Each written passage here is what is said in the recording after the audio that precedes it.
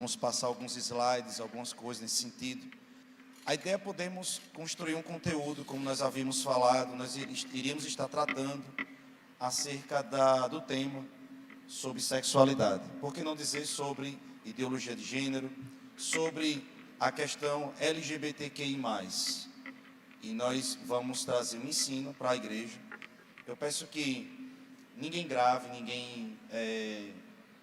esse conteúdo, por favor. Nós estamos construindo esse conteúdo para depois passar ele em forma de link, e eu peço que de fato isso não seja feito. Afinal de contas, nós estamos em um tempo de muita perseguição, e pregar o evangelho da forma que eu vou pregar hoje tem que ter um pouco de coragem, porque talvez, e preparação, porque talvez as pessoas podem confundir algumas coisas.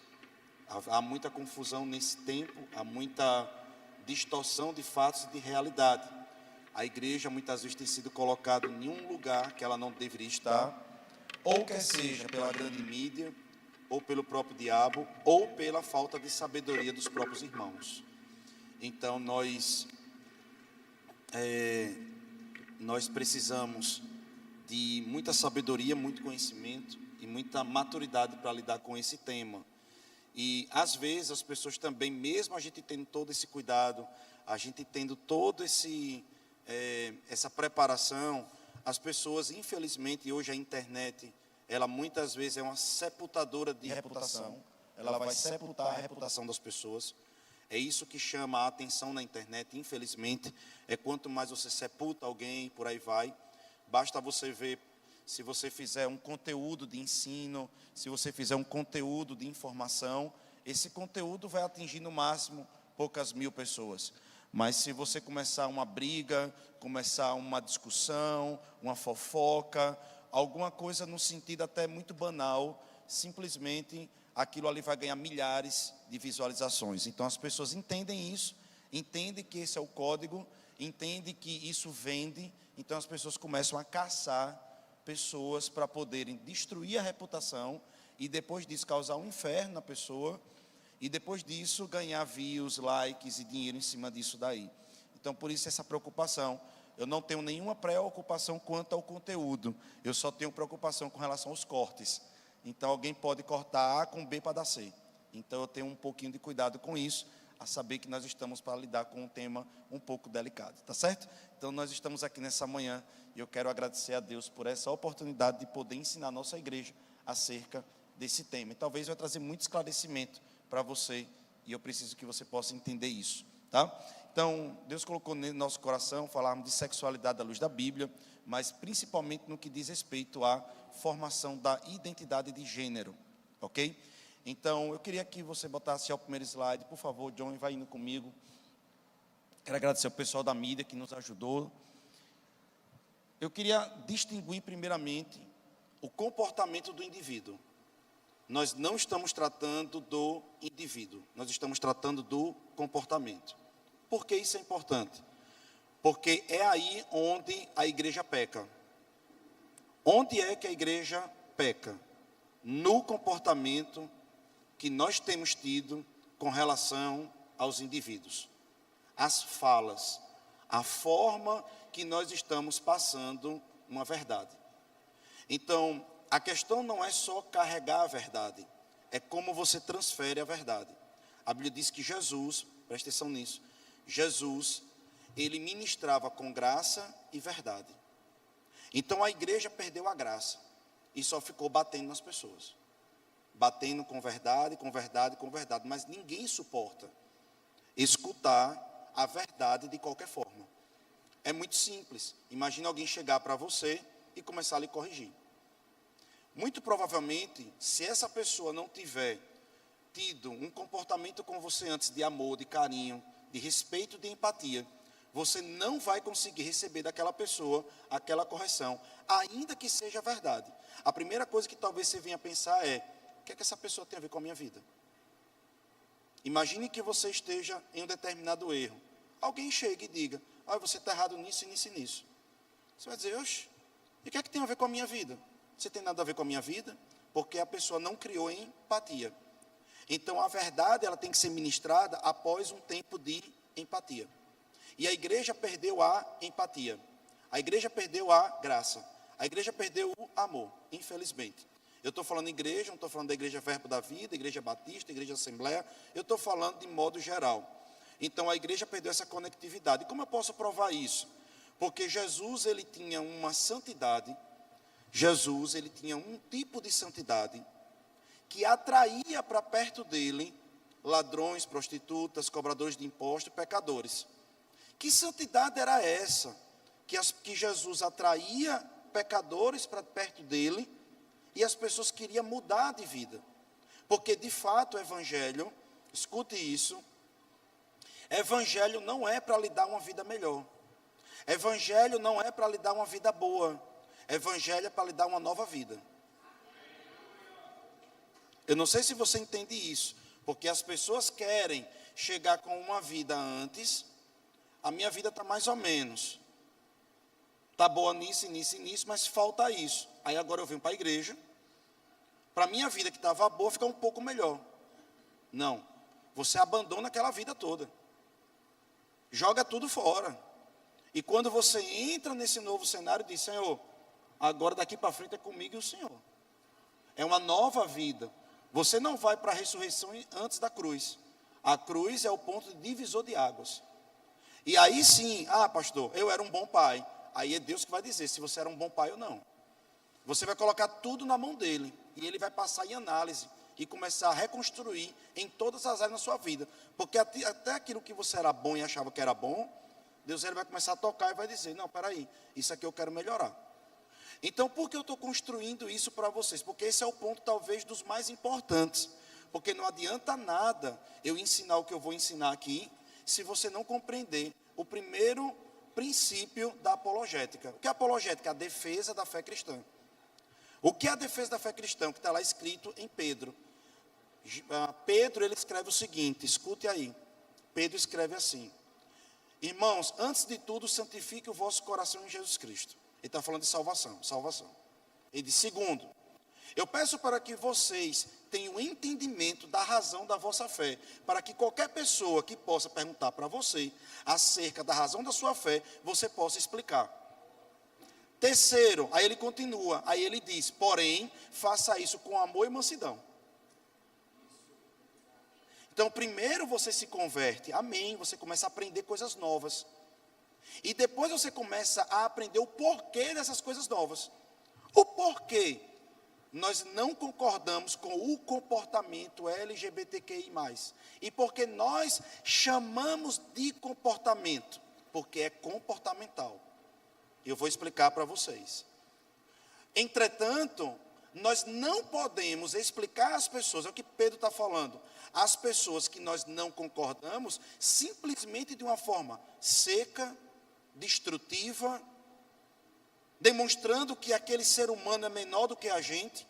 Deixa eu dizer uma coisa para você, irmão: nenhum homoafetivo, nenhuma pessoa que pratica homoafetividade é menor do que você. Todos nós carecemos da graça de Deus. E essa é uma vaidade, um orgulho, um egocentrismo da igreja. Olhar para o pecador como se eles fossem uma categoria menor do que a gente. Não são. Eles são imagem e semelhança de Deus. Eles são uma criatura do Senhor, como nós somos, mas que o Senhor está buscando resgatar como te resgatou.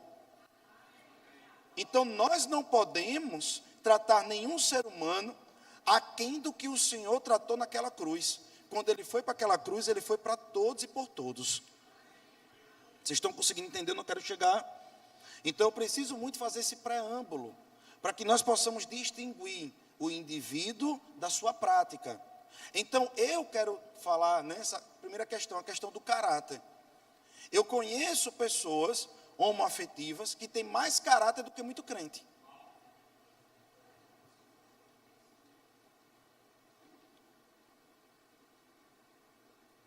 Eu conheço pessoas que praticam homoafetividade, que têm mais caráter, que pagam dias, que é sim, sim, não, não, que são pessoas que são generosas, não são mesquinhas, avarentas, não são idólatras do dinheiro, muito mais do que muito crente. Vocês estão comigo? Então, nós, quando tratamos o assunto do LGBTQI+, nós não estamos falando de caráter. Vocês estão comigo? Não é caráter. Por quê? Porque algumas pessoas, quando vão tratar desse assunto, alguns teólogos, eles vão fazer o seguinte: agora você tem que se colocar na outra pessoa. Eles dizem assim, por exemplo, quando uma pessoa está roubando, peraí, pô, você é louco? Você está colocando uma pessoa que está numa prática, que acha que está amando da forma certa, comparando a um roubo. E essa pessoa nunca roubou na vida.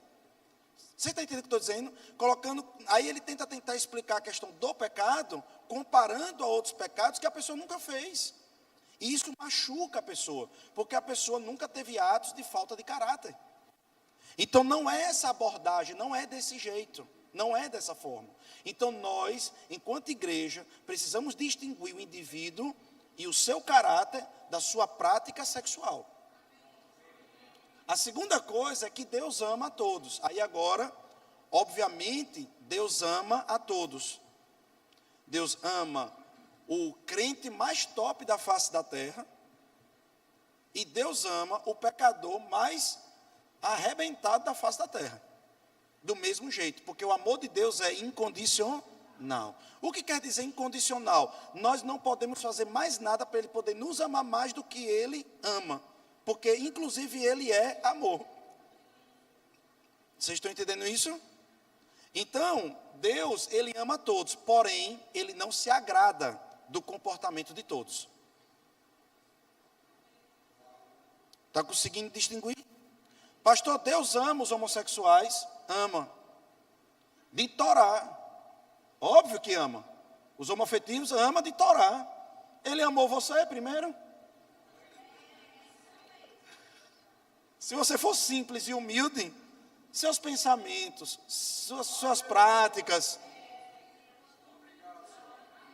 quem você seria se não fosse Deus? Dentro de você, não depois da maquiagem, mas dentro de você. Quem é você dentro de você mesmo? E quem é você sem Deus? Será que haveria valor algum dentro de você? De perfeição? Entende? Então, nós somos, de fato, estamos crescendo por causa dele como parâmetro. Ele é um parâmetro e nós estamos crescendo nele.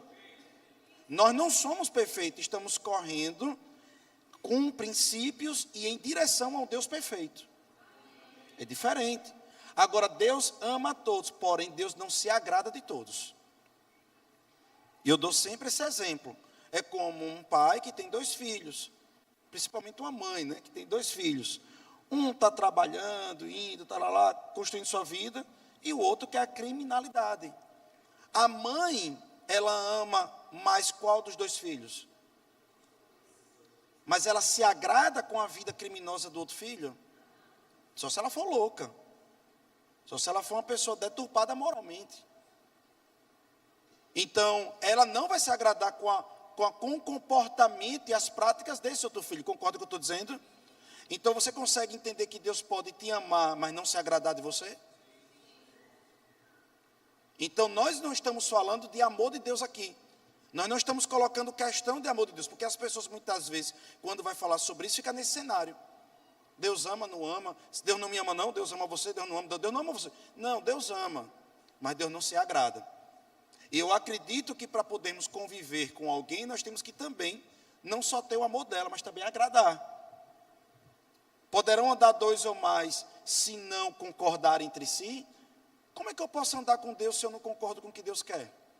Como é que eu posso andar com Deus se eu não concordo com os pensamentos de Deus? Vocês estão comigo? E a terceira coisa é, tenho o direito de ser feliz. Concordo. Agora veja como essa frase é egocêntrica.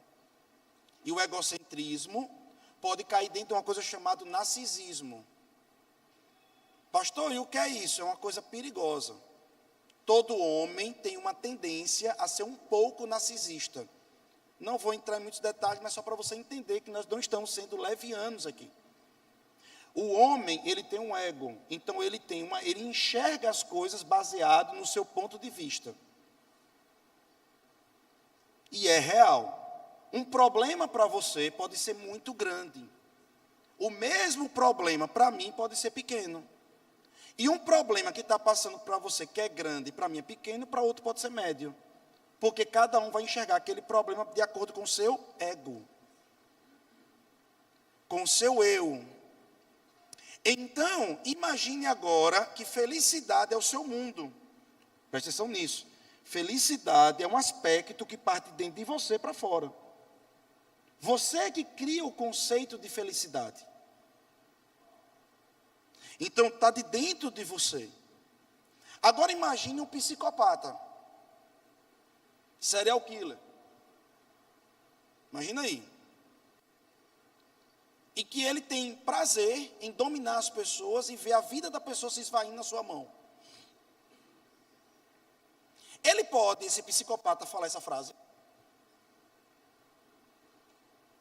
Hoje vocês vão pensar.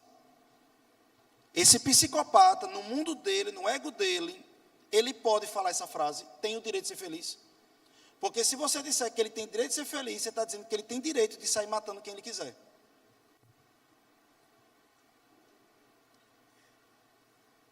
Então, não. Essa frase é muito carente. Ela é muito complexa. E ela é muito vaidosa e muito egocêntrica. E perigosa, de novo eu falo. Tem o direito de ser feliz, você tem que colocar alguns parâmetros para entender se a sua felicidade é ecológica. E o que é uma felicidade ecológica? Se comunica com sua esposa.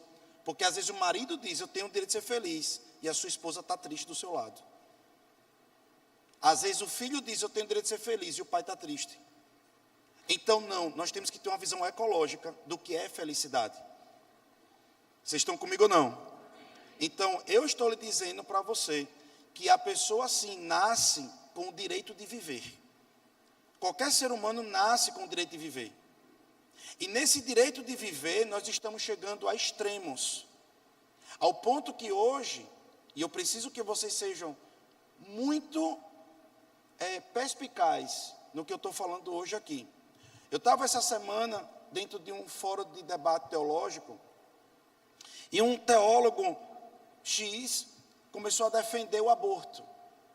Na verdade, a descriminalização do aborto. Ele disse assim: eu não concordo com o aborto, mas eu também não concordo com a criminalização do aborto. Porque quem aborta está submetido a um fator psicológico muito forte. E nós não podemos criminalizar essa pessoa.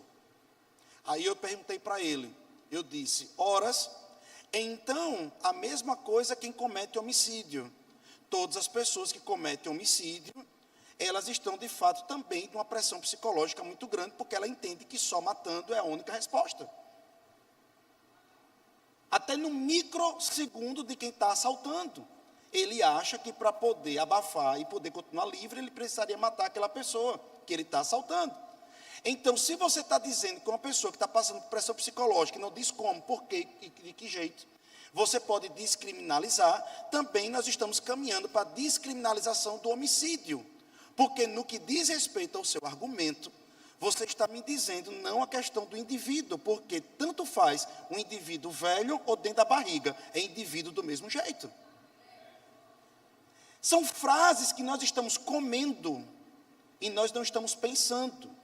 Só que tem um problema, tem uma geração que está vindo aí e vai colher todos os frutos da nossa fraqueza, de vontade de pensar, de se posicionar e fazermos racionalizar e raciocinar. Vocês estão comigo? E queridos, nós precisamos começar a compreender e botar o cérebro para funcionar. Então, a vontade de ser feliz está chegando a um ponto que, entenda, por favor, vocês imaginem a sociedade que nós vamos viver daqui a alguns dias. Se nós estamos caminhando para o caminho certo, a coisa era para estar melhor. Se hoje nós temos uma sociedade mais progressista do que dos nossos avós, era para hoje estarmos vivendo bem melhor. Concordam ou não? Estou botando vocês para pensar. E eu lhe garanto uma coisa: a nossa sociedade de hoje está muito mais doente. E eu não estou falando isso sem números. Há 10 anos atrás, a depressão era a quarta doença mundial. Daqui a 10 anos será a primeira. A Organização Mundial da Saúde está falando isso. Ela estava em quarto há 10 anos atrás. Daqui a 10 anos será a primeira. Nós estamos com a sociedade ficando doente mentalmente. Se a sociedade está ficando doente mentalmente, e nós somos a mais progressista, está tudo certo, era para estarmos a sociedade mais saudável. Então, há alguma coisa de errado nisso daí. Alguma conta não está batendo. E alguém, às vezes, precisa ser o chato da história para acabar com a festa. Você que é pai, que é mãe, quantas vezes você foi proteger seu filho de alguma coisa? Você pegou ele e o seu filho... Né? Ana Rosa, já teve várias para cair, para se quebrar toda. Eu pego ela, sai. Na cabeça dela, papai está sendo chato. Mas ela não tem uma visão geral. Consegue entender? A igreja é coluna e baluarte da verdade. Agora, esse é o problema, como eu estou ensinando para vocês. A igreja não vai poder se calar. Nós temos um evangelho. Pastores como eu não vai se calar. A gente vai ensinar. Agora, é coluna e baluarte da verdade, mas essa verdade precisa ser transmitida com graça. Como eu estou tentando fazer com vocês aqui hoje. Tentando com graça, explicando para e passamente. Vocês estão comigo? Amém mesmo? Amém. Mas eu ainda quero voltar para essa questão. Tenho o direito de ser feliz. Eu tenho o direito de ser feliz. Então eu tenho o direito de ser tão feliz que se eu precisar ser feliz, não está, sabe, apertado o meu juízo, eu posso matar uma criança que está na minha barriga. Eu tenho o direito de ser feliz. É meu corpo, minhas regras. Eu tenho o direito de ser feliz. Então eu quero fazer isso, eu quero fazer aquilo. Daqui a pouco vai chegar um momento que tudo vai ser desculpa para ser feliz. Vocês estão comigo? E nós estamos perdendo os parâmetros. Não. É a mesma coisa, eu dou sempre esse exemplo, quando uma pessoa diz assim, imagine, a pessoa está ali já com diabetes, a pessoa já está ali fazendo hemodiálise, a pessoa já está ali estourado e viciado na coca. Aí os parentes ficam do lado. Pai, não beba coca não, não vou levar coca não. E a pessoa que é viciada na coca diz o quê? Deixa eu ser feliz. Então, esse é um sofrimento. É a mesma coisa, querido, quando a pessoa diz assim, nós precisamos legalizar as drogas. No dia que legalizar as drogas, o tráfico acaba. Minha gente, deixa eu falar uma coisa para você, me ame no que eu estou dizendo. Quem pensa isso, eu não vou ter graça. É uma pessoa desprovida de dados e conhecimento. Pronto. Eu sou autor do plano diretor do sistema prisional no estado de Sergipe. Ok? Trabalhei 16 anos com o crime. Todas as nações que descriminalizaram a droga, todas. Existe um estudo, inclusive, na Polícia Federal, quando nós fazíamos curso lá, acerca de drogas. Todas as nações adoeceram. Ninguém mostra Amsterdã, as zonas de convívio de drogas. Ninguém mostra como é lá dentro. Ninguém mostra em Portugal, a ilha da droga em Portugal. Ninguém mostra. Ninguém mostra nesses documentários. Ninguém mostra o que está acontecendo hoje em Detroit, em Atlanta. Eu me esqueci agora o nome da substância, mas vocês podem procurar na internet. É uma substância que faz justamente a anestesia geral. Eu me esqueci o nome dela. Ela tem um nome e ela hoje está sendo usada dentro do cartel na Colômbia. Essa substância é vendida da China, vai para a Colômbia. Pessoas que não têm sabedoria química, farmacêutica, elas pegam e manipulam aquilo dali, mistura com cocaína e está mandando para os Estados Unidos. Só para vocês entenderem, policiais da alfândega já morreram, porque não pode topar nessa droga, não pode entrar no olho. Eles agora estão ficando com aquelas roupas praticamente de radioatividade para poder, completa, para poder tocar nisso daí. Está acontecendo isso já há mais de 5 anos. Na Netflix saiu agora 2 documentários só sobre isso. Porque foram lugares que a droga foram legalizadas. Mas sabe o que está acontecendo? Quem é traficante, você imagina agora, o traficante está aqui, ganhando milhões.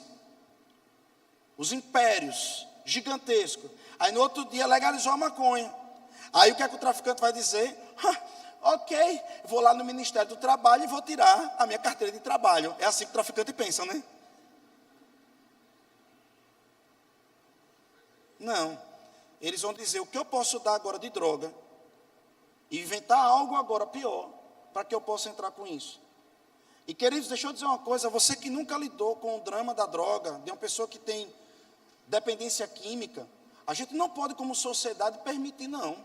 Eu sei que é muito legal, muito beleza, muito isso, muito aquilo outro. Mas eu quero te dizer uma coisa, a droga emburrece, destrói, abre gatilhos na mente. Deixa eu dizer uma coisa para você e bota na internet, ninguém fala isso. A maconha, ela não prejudica a gente. Bote lá, maconha e esquizofrenia. Bote lá, estudos científicos, ninguém fala isso. Eu estou falando de dados, eu disse que ia trazer dados para você, coloque na internet. Maconha e bota esquizofrenia. Você já viu alguém esquizofrênico? Você já estudou que a esquizofrenia, muitas vezes, pessoas que viveram a vida toda e entram na esquizofrenia, não existe um dado específico por que entrou, mas há um dado que diz que um dos maiores agentes, gatilhos, para abrir a esquizofrenia no cérebro de um ser humano é a cannabis sativa. A droga, a maconha, ainda é mais forte para abrir esquizofrenia do que qualquer outra droga. Ela tem propriedades lá dentro. Pastor, mas tem uma propriedade lá que é utilizado para a pessoa poder, como é que diz? Para ter fome. Não tem problema, é igual a mandioca.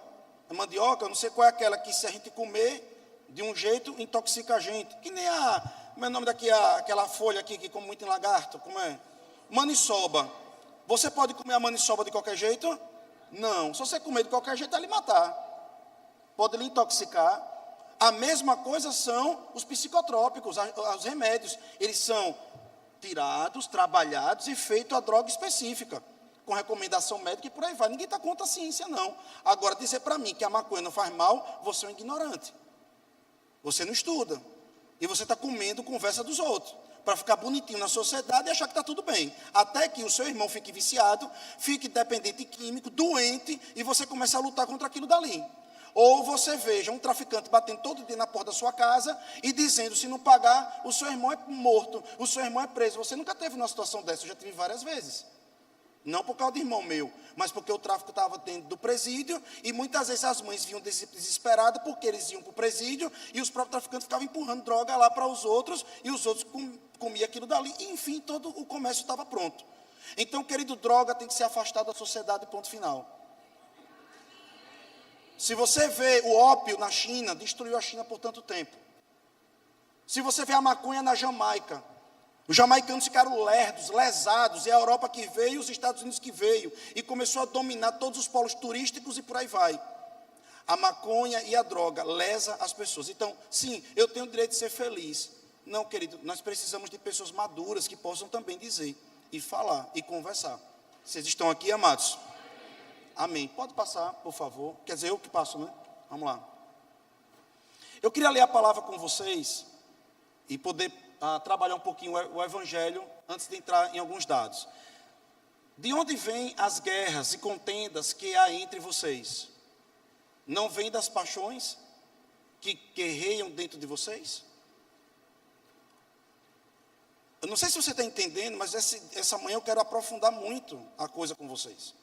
Ele está dizendo que as guerras e as guerras, vêm das paixões internas, vêm do ego, da sua forma de ver o mundo. Qual é a proposta de Deus com o Evangelho? Vamos sair de você um pouco. Vamos sair dos seus pensamentos, que você acha que está certo. Vamos sair do seu eu, que você acha que está certo, e a sua conta não vai bater. A sua conta não está batendo. Vocês estão comigo? A cidade mais progressista dos Estados Unidos hoje se chama São Francisco. A cidade mais progressista... Daniel está balançando a cabeça, ele é intérprete e tradutor, e ele conhece muitos americanos que moram lá. Hoje, se eu estiver falando alguma besteira, me corrija. Hoje, a cidade mais progressista dos Estados Unidos é São Francisco. E é a cidade das cidades mais violentas. É cada loucura, é cada lei que tem lá, você não tem noção. Por exemplo, hoje tem uma lei lá, que se uma pessoa roubar sua farmácia, seu mercadinho, até $800 não pode ser preso. Você acha que não tem isso já no Congresso aqui não, hein? Tem já. Né? Chamado, meu pai, furto de uso.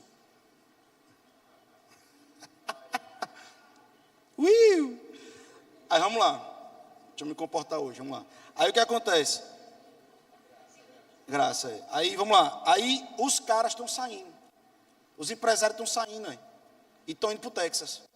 Sabe por que no Texas estão indo? Sabe por que estão indo para o Texas? Esses mesmos que apoiaram no início. Apoiou, bateu palmo. Não, é isso mesmo. Tem que proteger isso, proteger aquilo, aquilo outro. O indivíduo, a propriedade faz parte do indivíduo, irmão.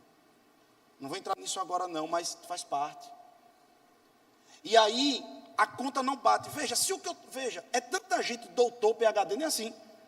É doutor, PhD, é doutor, é PhD e doutor. Mas não, doutor, não sei o que lá da USP. Deixa eu dizer uma coisa sobre doutorado para você aqui. Doutorado não quer dizer muita coisa não. Principalmente numa nação como a nossa. Eu vou explicar por que Miami, viu, gente que fez mestrado e doutorado. Mas tem um ranking mundial. Dos países que mais produz doutorado no mundo é o país Brasil. Mas tem um ranking que é assim, doutorado e aplicabilidade do doutorado. Nós temos muito doutorado, mas com pouca aplicação. Sabe o que é isso? O que quer dizer? Balela.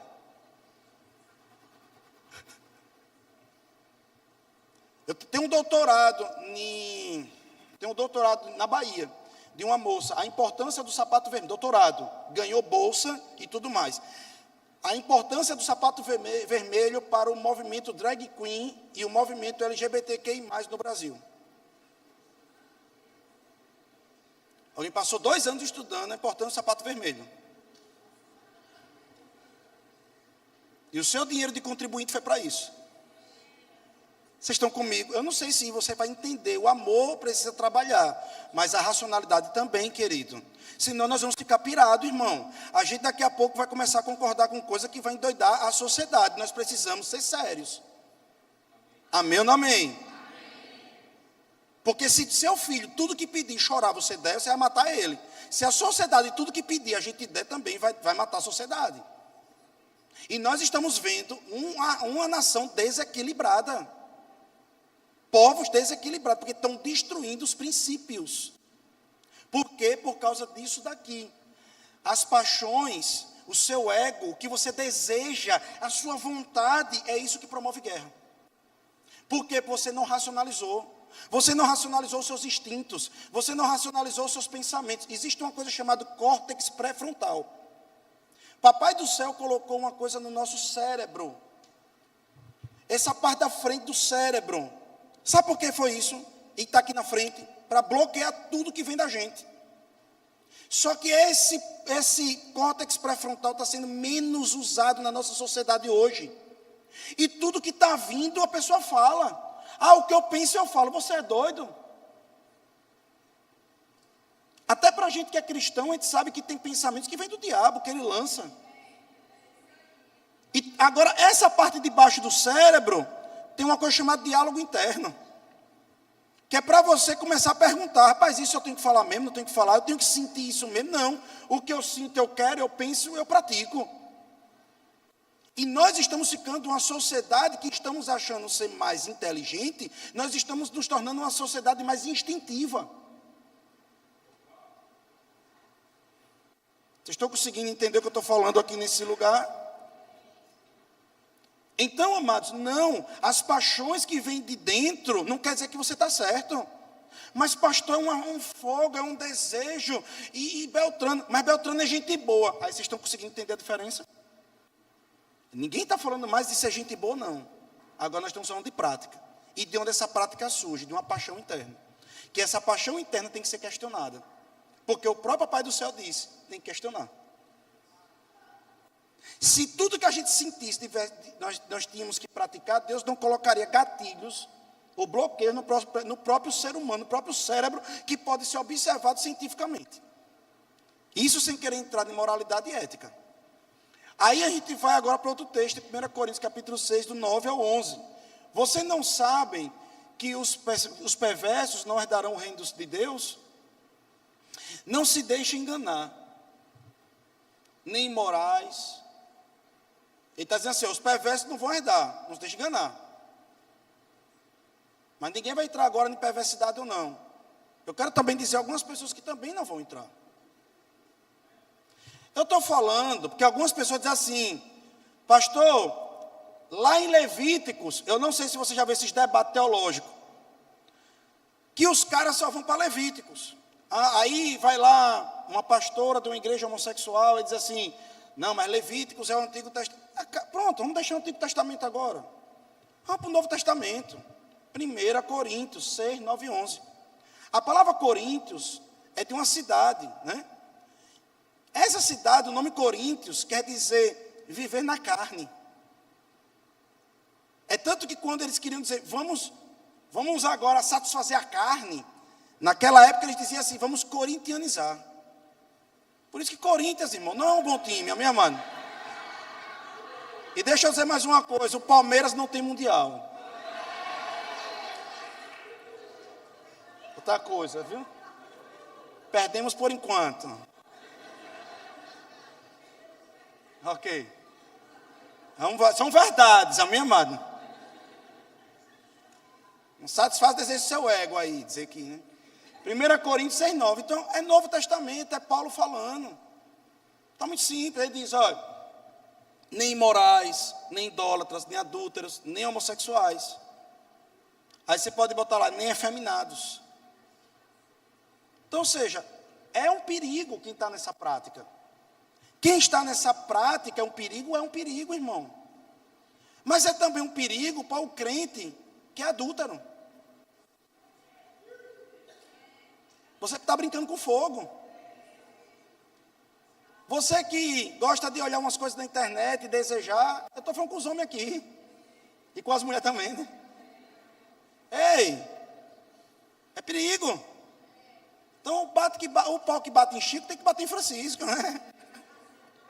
Então é perigo, passivos ou ativos. Nem ladrões, nem avarentos. Nem alcoólatras, nem caluniadores, nem trapaceiros herdarão o reino de Deus. Assim foram alguns de vocês. Foram. Está falando com os crentes, tá? Vocês foram. Ou seja, Caio Fábio diz uma coisa, vou citar o nome dele aqui, que o evangelho nunca tratou de pessoas que deixaram a prática homossexual. Rapaz, não, como? É doido, velho. Um cara que estudou tanto, não consegue ver isso na Bíblia. Não, pô, está aqui. Eles assim foram alguns de vocês. Mas vocês foram lavados.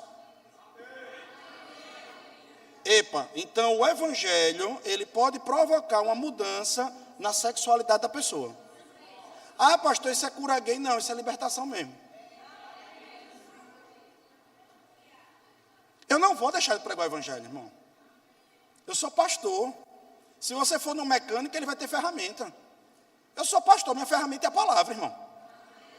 Se alguém quiser aprender a palavra, vem para a igreja. Está escrito. Eu vou pregar o quê? Eu vou dizer, não, isso não existe, tá, gente? Ai, vamos agradar o povo, não existe. Não, existe aí. Agora, isso é tão poderoso, que se você vê o poder que tem nisso, isso é lindo. Se o evangelho tem poder para transformar a sexualidade, ele tem poder para mudar qualquer coisa. Ele tem poder para lavar o seu pensamento de miséria. Ele tem o poder de libertar você de uma dor no seu coração, libertar você de uma depressão, libertar você de qualquer questão interna, que você esteja preso dentro de uma cadeia. O evangelho pode, se você deixar ele entrar em você, ele vai lavando a sua mente. Amém, amados? Ele está dizendo isso, é assim, e parece uma coisa tão simples, parece não, que o evangelho pode mudar todas as coisas, mas parece que fica com medo de tratar de um assunto desse. Não, é errado a prática homoafetiva, e o evangelho pode mudar você, se você entender que isso é errado, e você quer agradar o Pai. Acabou-se.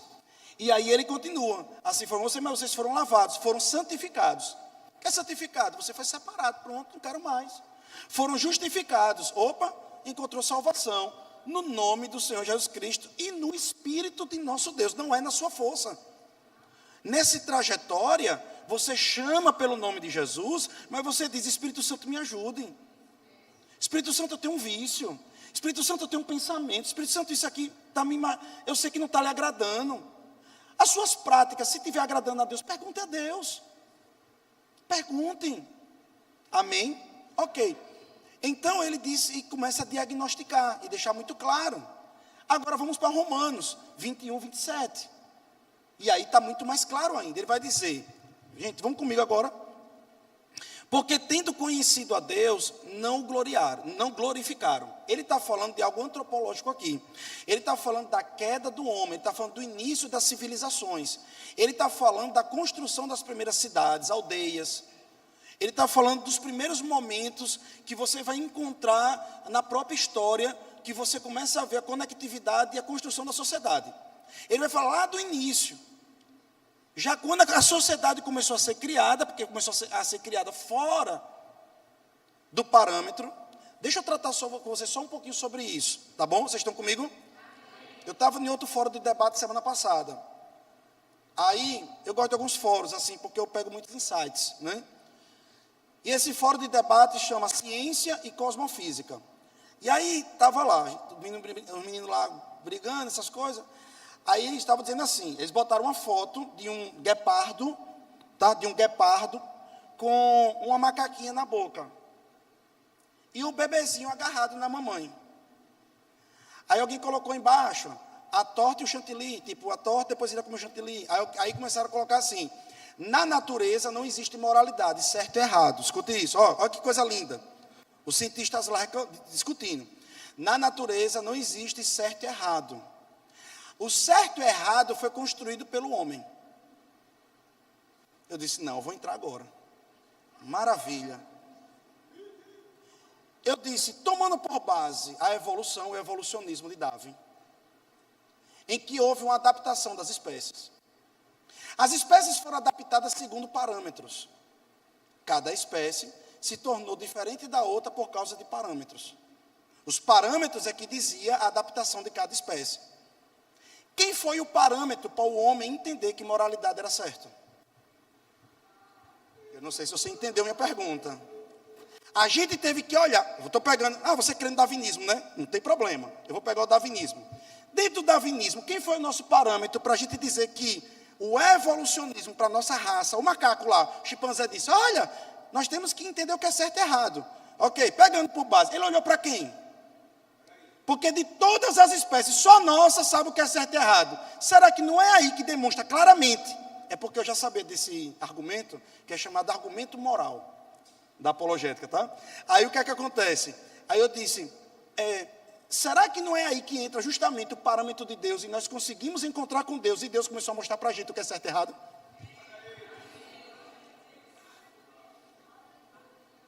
Vocês estão comigo ou não? Negão, deixa eu dizer uma coisa para você, me ama no que eu estou dizendo. O problema é que as pessoas estão dentro de uma bolha, uma querendo agradar a outra, e ninguém está querendo, de fato, trabalhar os pensamentos de forma fora da caixa e começar a pensar. Mas deixa eu dizer uma coisa para você, a ciência nunca deixou de se desenvolver por causa do cristianismo, não. As maiores universidades do mundo são cristãs. Foi um pastor de 30 anos de idade que fundou a maior universidade dos Estados Unidos, Harvard. Foi um pastor de 30 anos de idade, um pastor. Vocês estão comigo, amados? Sabe qual foi a primeira matéria de Harvard? Teologia. Então não venha dizer para mim que ser crente é ignorante, não. Amém? Então vamos lá. Porque tendo conhecido a Deus, não glorificado como Deus, nem lhe renderam graças, mas os seus pensamentos tornaram-se fúteis. Eu sei quem é Deus, mas eu começo a tomar uma decisão. O homem sempre fez isso. Eu não quero as coisas de Deus. E os seus pensamentos começaram a se tornar fúteis. Lá atrás, ou não é isso hoje? Se não é isso hoje, o que é o TikTok, Instagram e Facebook? 99%, Ítalo, você que é um cara que vive disso. 99% do Instagram, o que é? Sei lá, 90%, a maioria. Não é futilidade? Ou não é? Não é isso? É o que vende, não é isso? Acabou-se, irmão. E quando eu falo futilidade, estou falando futilidade mesmo. Não estou falando de saúde, uma coisa mais estética. Vamos ter uma espinha. Não estou falando disso não, espinha incomoda. Eu estou falando de futilidade do mais brabo sentido. A pessoa vem aqui, me ame. Pastor, o talento de cada um, amém. Mas meu irmão, me ame, por favor. Um cara chega aqui e faz isso. Meu irmão, nada contra, mas tudo contra. Porque o valor que nós estamos dando, me ama, irmãos. Um CEO da Apple ganha menos do que aquele menino. Pelo amor de Deus. Qual é a precificação? Nós estamos entrando em coisas sem parâmetro, meu irmão. Aí eu estou dizendo para os meninos hoje, não, meu filho, não vá para a faculdade não, cria um negócio. Eu vou ganhar dinheiro. Vocês estão comigo? A menina que fez medicina se esbagaçou de torar para poder passar na faculdade de medicina. Ela não é parâmetro. Se você um dia estudar, ver a história de Fernando, é uma história linda. História muito linda. Essa menina de bicicleta ia, voltava, e isso e aquilo, uma história linda. E essa menina hoje é um parâmetro, para mim é um parâmetro. Não, hoje é um parâmetro, me ame, gente, me ame, por favor, bote a mão nas minhas palavras. Eu digo para um filho meu desde pequeno, olha, sabe de uma? Seja igual a esse rapaz, o que é? Ele fez isso, olha. E todo mundo gostou. Me ame, gente, por favor. Porque os meninos hoje querem tudo ser tiktokers. E eu vi um ranking. O ranking hoje é que os maiores tiktokers estão com os maiores salários do mercado. Gente, então isso é parâmetro hoje. Isso é parâmetro. O que eu estou dizendo é que a sociedade não desenvolve. Então, o que é que está acontecendo? Nós estamos nos tornando cada vez mais fúteis. E dentro dessa futilidade, nós precisamos pregar o evangelho. Vocês estão comigo? Porque essa futilidade toda está adoecendo a humanidade. Porque os dados são mundiais. A depressão daqui a 10 anos vai comer no centro. Deixa eu dizer outra coisa para você. Existe um estudo em Londres. Está lá também, na ciência dos dados, dentro do Netflix. Existe um estudo em Londres que eles estudam as fezes de Londres. Então eles pegam durante o dia, pela manhã, pela tarde e pela noite, há anos isso. Eles tiram uma amostra e veem quais são os compostos químicos que tem ali dentro. Eles fazem todo um estudo sobre Londres. É lindo esse estudo. E eles perceberam o seguinte, que Londres, pela manhã, existe um alto índice nas fezes de todo mundo de Londres, por amostragem, eles fazem todo um tipo de amostragem. Existe um alto índice de cocaína. Meu amigo, para ser detectado, você sabe o que é diluição, solução. Para ser detectado um alto índice, eles colocam lá a quantidade de londrinos que estão usando cocaína. Então eles se acordam cheirando. Quando chega de noite, é um alto índice de diazepam. Para dormir. E quando chega no final de semana, é um alto índice de maconha. Para ficar o final de semana relaxado. O que você está vendo? Meu irmão, me diga aí o que você está vendo aí. É uma sociedade, meu irmão, sabe o que é isso, a sociedade? Que você chega em Londres, tem saúde, tem ônibus, tem isso, tem emprego, tem tudo. E eu quero agora, não sei, não tenho nada para lutar. Então vou me drogar, porque não tem propósito, é essência. É por isso que você vê um monte de artista hoje morrendo de droga. Drogado, maluco, doido, porque já encontrou o auge, já teve tudo e não tem nada. Por isso que Salomão disse, homem que sou, aquilo vaidade, assim, vaidade, tudo é vaidade. Por quê? Porque, querido, você vai chegar um dia onde você quer. E eu espero que no dia que você chegar lá, você tenha Deus dentro de você. Porque se você não tiver Deus, você vai olhar para tudo isso e dizer, mas não preencheu.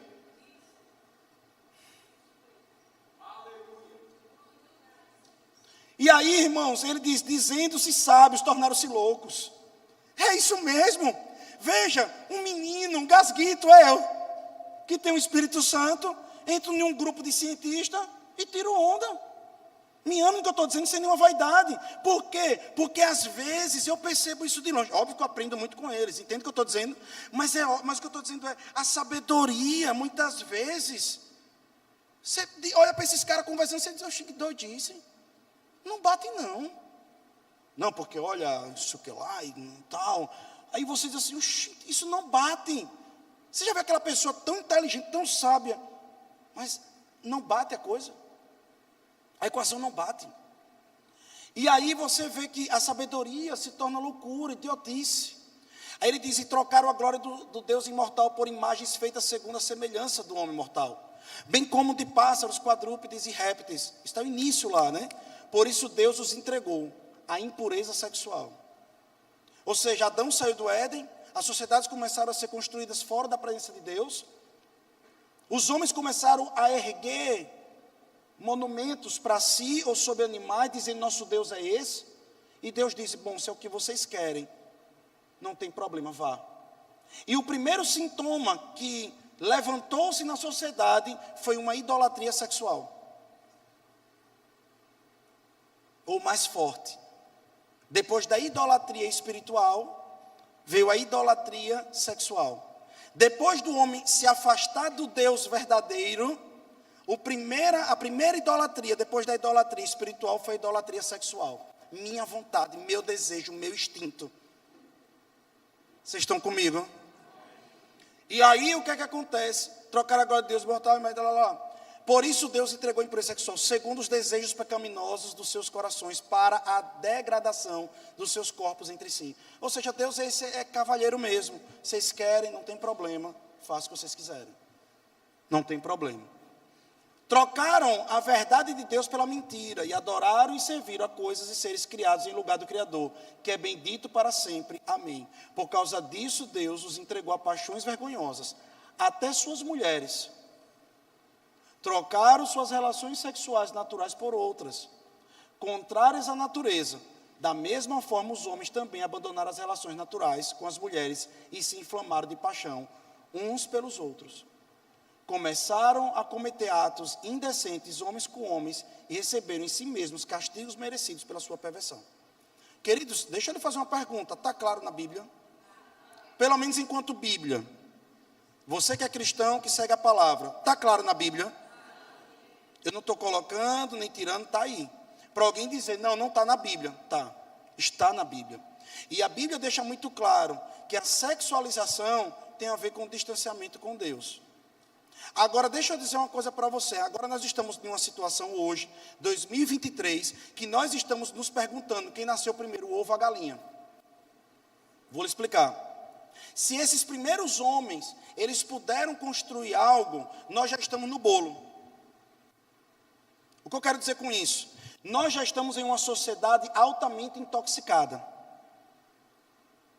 Então, você que tem um parente, um amigo, um irmão, um filho que está passando por essa situação, essa conversa aqui não é de condenação. É uma conversa de amor, de respeito, e nós sabemos que você quer o melhor para essa outra pessoa.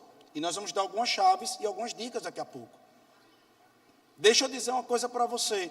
Hoje, praticamente várias crianças da nossa igreja já chegaram para tios da nossa igreja, já chegaram para minha esposa, já chegaram para a gente e perguntaram, por que eu não sou isso? E me ensinaram no meu colégio que eu tenho que provar de tudo. Aqui, irmão, em Itabaiana, em colégios que se dizem muitas vezes religiosos, em sala de aula com o professor. De professor chegar em sala de aula e chegar e dizer bem assim, deixa eu dizer uma coisa, pare só, que um professor fez numa aula de cálculo, determinado cálculo. Eu não quero deixar muito específico. Deixa eu lhe fazer uma pergunta. Quem disse para vocês que vocês são o que vocês são? E que vocês gostam? Não, vocês têm que provar. E depois que vocês provarem é que vocês vão dizer. Então, irmãos, isso não aconteceu só com um, não.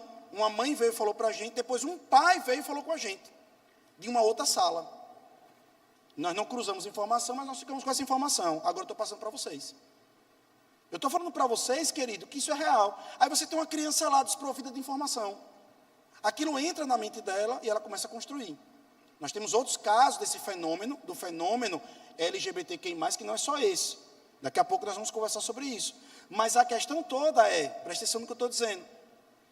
Nós estamos dentro de uma sociedade que televisão vai dizer que você tem que fazer isso, colegas vão dizer que você tem que fazer isso, moda vai dizer que você tem que fazer isso, as pessoas vão dizer que você tem que fazer isso, e começa essa história. E a pessoa começa a ser bombardeada por aquilo. E aí é onde entra a história da ideologia.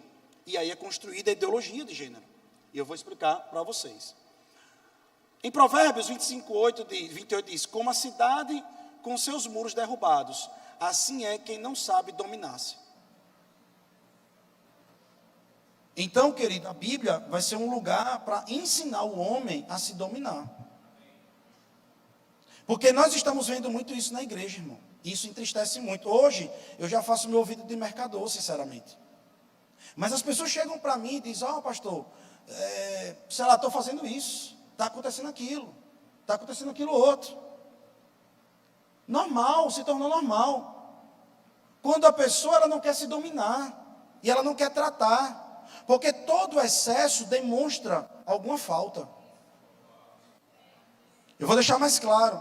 Se você acha que beber é uma resposta, tem alguma falta. Se você acha que masturbação é uma resposta, é porque tem uma falta. Se você acha que, por exemplo, droga é uma resposta, eu quero dizer que é uma falta. Lá na frente vai apitar. Essa falta que não foi construída, que você não quer encarar, que você não quer trabalhar hoje, lá na frente, você vai se deparar com isso. O seu cérebro, ele está sendo viciado numa coisa chamada dopamina. O seu cérebro está ficando intoxicado.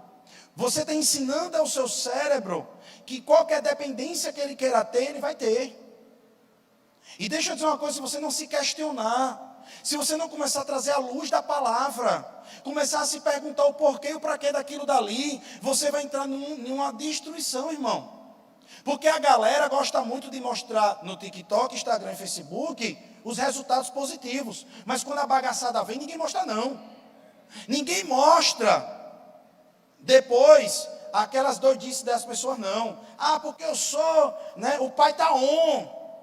Umas YouTube aí, o pai tá on, não sei o que, não sei o que. Quando as bagaçadas entram, que família tem que entrar, proteger, para não endoidar. Ninguém mostra isso não. Mas só quer mostrar uma altivez e a gente fica comprando só esses picos. Não, irmão, o evangelho é equilíbrio. Amém ou não amém? Ok. O órgão sexual mais poderoso em seu corpo é, na verdade, o seu cérebro. Chris Valentin, profeta de Deus, homem de Torá, da igreja Betel. O órgão sexual mais poderoso em seu corpo é, na verdade, o seu cérebro. Porque a sexualidade começa aqui. E isso é real. É tudo uma construção. Sexualidade é uma construção neuropsíquica motora. Sexualidade é uma construção neuropsíquica motora. Nós vamos entender isso mais à frente. Deixa eu contar uma historinha para vocês sobre isso aqui. E você precisa entender muito sobre isso aqui para você entender o que é que você está vivendo hoje. Gente, hoje aqui é uma aula, como eu disse para você, eu vim com uma aula mais profunda para você poder entender. Esse cara se chama Quintus Fábius Maximus. Esse cara desenvolveu uma técnica de guerra extraordinária. Ele é muito estudado, estudadíssimo na parte de arquitetura de guerra, essas coisas todas. Ele diz o seguinte: nós estamos perdendo muitos homens bons, nós estamos perdendo muitas coisas. Porque no lugar da gente já ir se matar, e de espada, isso, aquilo, outro, porque a gente não para e pensa. Está vendo ele pensando? Ele disse: uma guerra não precisa ser vencida do dia para a noite e perder pessoas boas. Ele dizia: nós podemos ganhar uma guerra pelo tempo. Ou seja, água mole, pedra dura, tanto bate até que fura. E ele ganhou várias guerras antes de entrar, não usar espada, catapulta, essas coisas não. Vamos pensar. Em alguns lugares ele tirava comida. Outros lugares ele contaminava rio. E ele foi fazendo coisas desse tipo para enfraquecer, para depois entrar. E aí, na época lá antes da União Soviética, lá com o Lenin, né, o pessoal está estudando aí para fazer o Enem, né, a Revolução Bolchevique lá. Havia lá os bolcheviques e mencheviques. Não vou enfadar vocês não, certo? E lá os bolcheviques diziam o seguinte: todos os dois eram comunistas e socialistas. Todos os dois. Os bolcheviques diziam o seguinte: nós temos que vencer a guerra comunista pela arma. Os mencheviques não. Nós podemos utilizar a inteligência. E aí os bolcheviques venceram, né? Depois chega até Stalin e mata milhares de pessoas, bagaça com tudo, rouba a igreja para industrializar a União Soviética. E você depois pode estudar isso muito bem, né? Sei que vocês estão bem estudados, sabe, lembra disso. E lá em Londres, um grupo gostou dos mencheviques. Disse: não, eles estão certos. Esse negócio de violência vai chegar um dia que não vai ter condição de continuar. Então você vê que os partidos mais bolcheviques, comunistas, usam a foice, porque está dizendo é pela luta. Mas você vai ter visões mais agora intelectualizadas. Infelizmente nós temos que falar sobre isso, você precisa entender. E por favor, não me coloque dentro de um quadrado. Por Jesus, não me coloque num quadrado. Bolsonaro e Lula. Eu sou do céu e sou do alto. Por favor, me respeite nesse sentido, tá bom? Então, eu estou falando para vocês sobre história, contexto e realidade. Infelizmente, inclusive, os homoafetivos estão sendo massa de manobra. Inclusive, eles estão sendo massa de manobra. E não estão se dando conta. Tá certo? Amém. Então, eles começaram a dizer, sabe de uma, vamos construir uma coisa chamada socialismo fabiano. Porque essa história de luta não vai dar muito tempo. Então vai chegar um momento que nós vamos precisar ganhar a sociedade pela cultura, educação, cinema e tudo mais. E nós vamos começar nisso daqui. Eu poderia passar aqui umas 10 horas falando toda a estratégia, os filmes, os livros, para poder chegar até vocês e poder explicar como foi que se deu. Mas tudo isso eu estou dando os links e você vai pesquisar, caso você queira se aprofundar. Tá bom? E aí eles começaram com essa logomarca. Primeiro foi essa logomarca de uma tartaruga. Então o movimento deles era de uma tartaruga. Tipo, com calma e com jeito a gente vai convencer qualquer sujeito. A gente vai chegar lá. E aí o que é que eles queriam convencer? Poder. Repita comigo, diga poder. Qual o interesse dessa galera? Poder. Eles não estão preocupados com índio, eles não estão preocupados com negros, eles não estão preocupados com homoafetivos que estão morrendo, eles não estão preocupados com aborto, não estão. Particularmente eles não estão nem aí para a questão de aborto não. Eles pegaram uma ideia de um cara chamado Gramsci, que é o seguinte, o que é que a massa quer? É abortar? Apoie. E você vai ganhar o coração deles, o voto. Então eles não querem de fato, não sei se vocês estão entendendo, eles não querem de fato, presta atenção nisso, eles não querem de fato a causa da pessoa, ela quer o voto da pessoa. E eles disseram o seguinte, a gente não precisa fazer uma revolução. Na própria democracia a gente entra, e a democracia é uma bênção para a gente entra, a gente se torna maior, sendo menor e consome eles. Agora a gente precisa de algumas coisas, eu estou sendo real e você pode ver isso.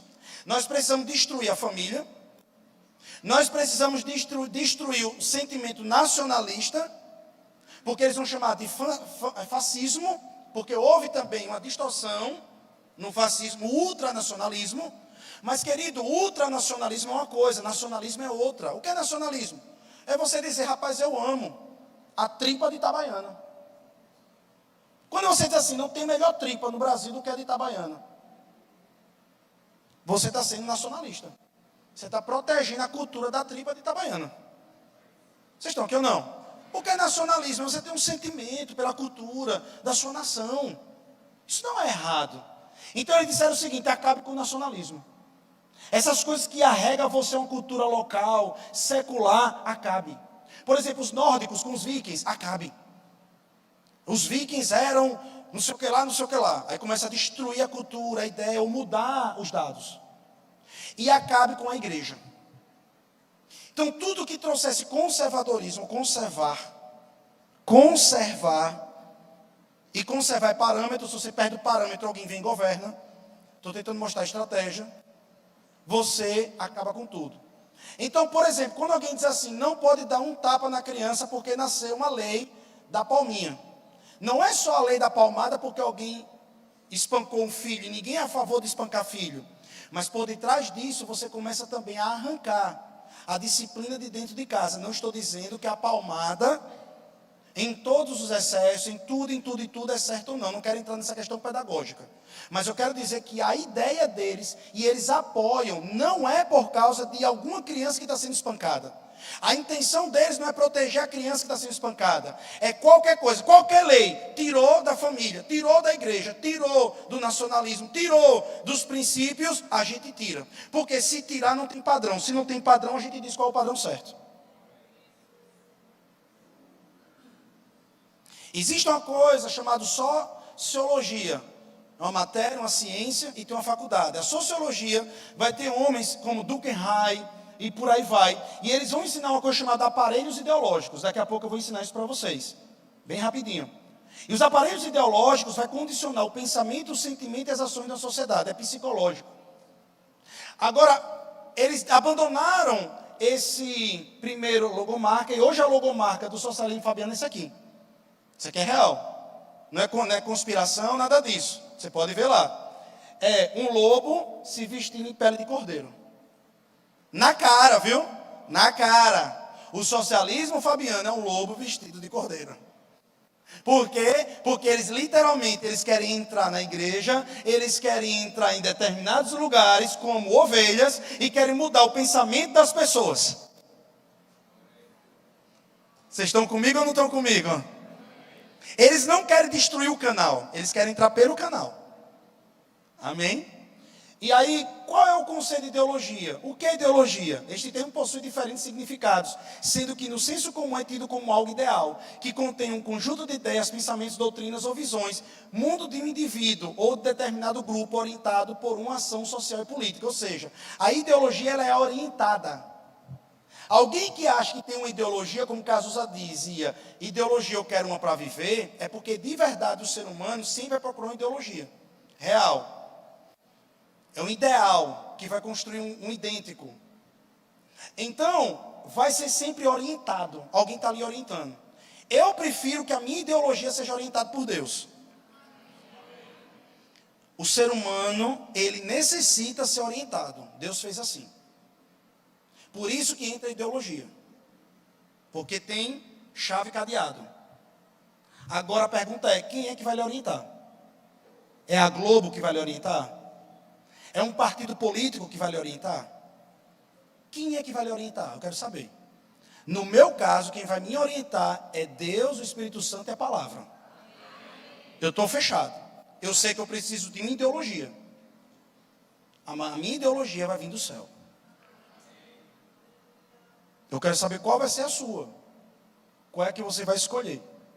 Toda ideologia cria pessoas idênticas.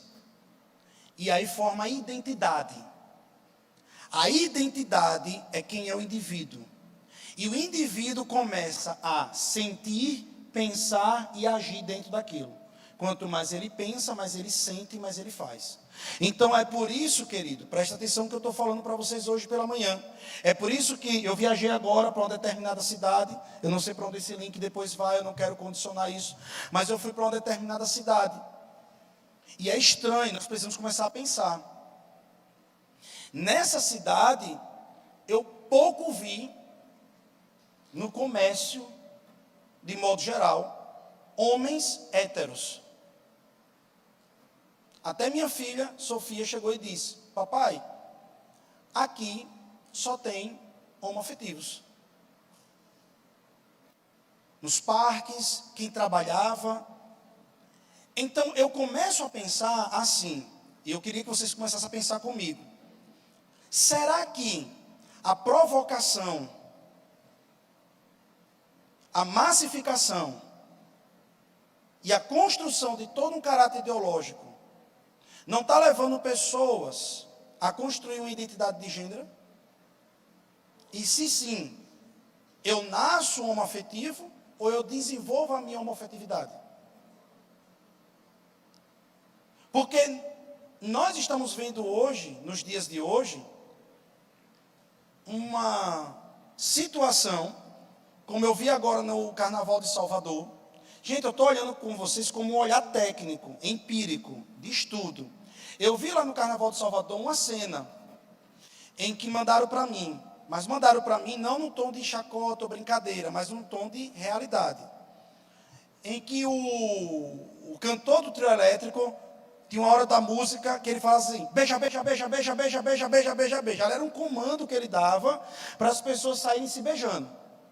E todo mundo está na brincadeira, todo mundo está na vibe, vai se beijar. Todo mundo já está ligado. É muito interessante a cena. Não sei se alguém já viu essa cena, mas se você procurar deve estar por aí. E aí ele diz, beija, beija, beija, beija, beija, beija. Gente, as mulheres ficam assim, ó. Na hora, todos os homens começam a se beijar. Aí depois eu voltei a cena de novo. E os homens estão aqui, ó.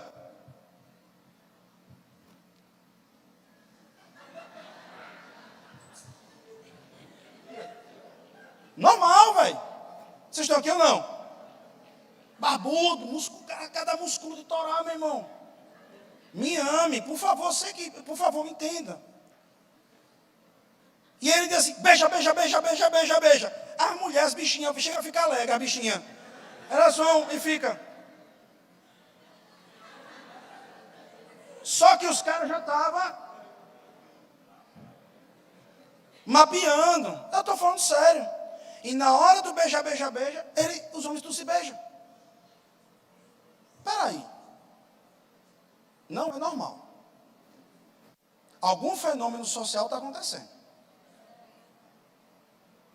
Sempre houve homoafetivos? Sempre. Mas há um escalonamento como que se algo tivesse impulsionando isso. E nós precisamos começar a questionar. E é isso que eu queria começar a questionar.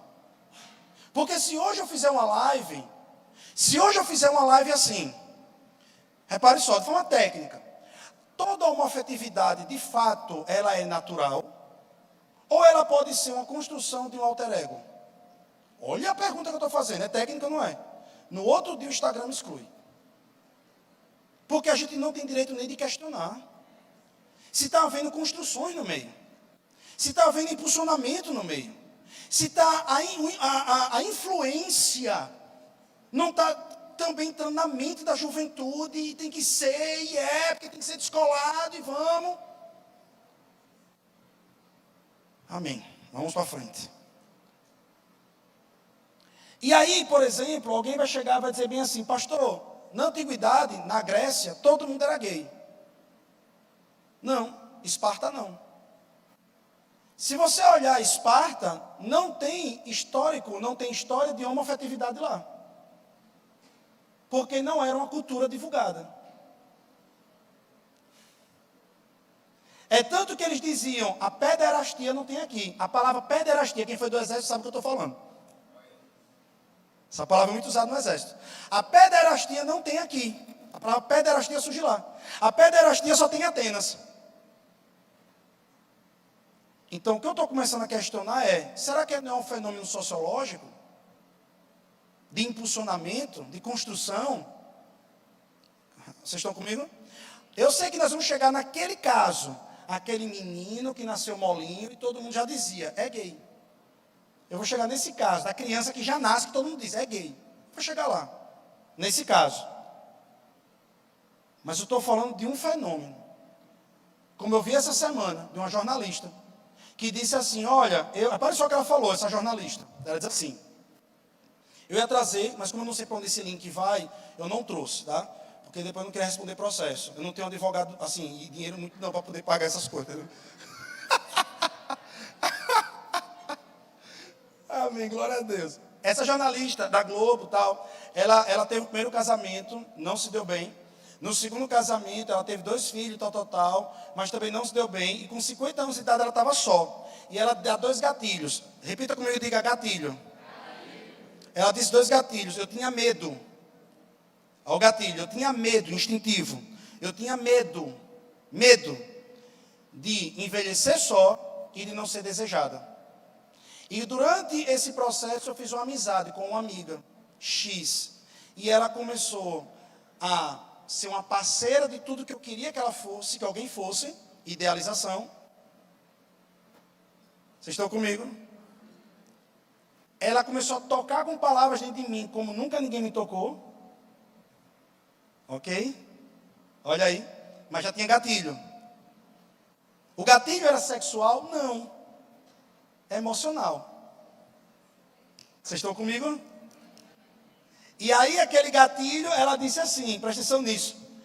E ela começou a me desejar muito. E hoje eu sou uma mulher, que eu estou envelhecendo do lado dela e sou muito desejada, era tudo que eu queria.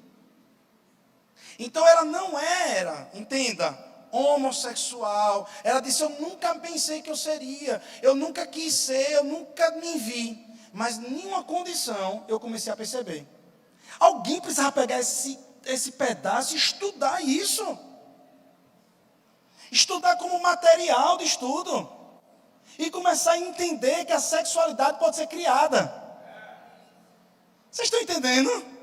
Porque nós temos uma coisa chamada sinapse, meu amigo. Se alguém tocar em uma área do seu corpo que nunca foi tocado ali, vai criar uma sinapse. E não é porque você tinha prazer, é porque ali tem um ponto. E aquele ponto é um ponto que pode gerar um estímulo. E aquele estímulo gera uma sinapse, e gera uma ideia, e gera uma ideologia, e gera toda uma cultura. Oh, meu Deus. Mas será que isso é certo e errado diante de Deus? Essa é a questão. E será que eu não posso ter prazer de uma outra forma? É outra questão. Ok. Aqui, por exemplo, é Alexandre o Grande. Porque Hollywood disse que ele era gay. Ele é gay hoje. Alexandre o Grande mandou um e-mail para mim, dizendo, me defenda.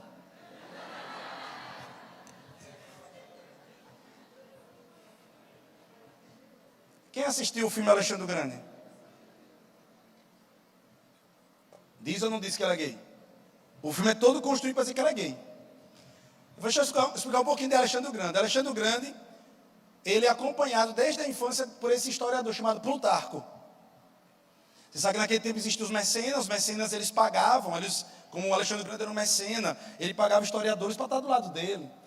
E ele era o único historiador, o único de só ser um, historiador oficial, Plutarco. Plutarco, ele diz o seguinte, Alexandre o Grande, número 1, casou com Rossana, teve filho. Foi o único grego, até aquele momento, que teve o primeiro harém. Ele herdou de Dario III, o harém. Então, ele todos os dias, além de Rossana, ele mandava uma mulher vir para o quarto dele, do harém, que ele herdou, inclusive, do sogro.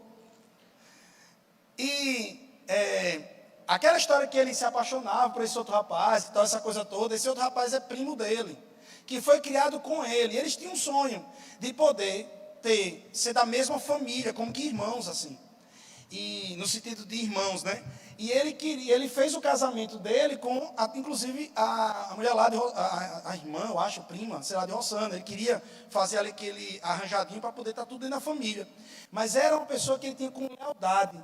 Mas, pastor, tem uma cena que ele beija na boca do indiano. Sim, porque naquele tempo existia uma coisa chamada helenização. E a helenização era o seguinte, eu não vou destruir sua cultura. E Alexandre o Grande chegou a um ponto que ele era desejado. Alexandre o Grande, ele era desejado nas nações.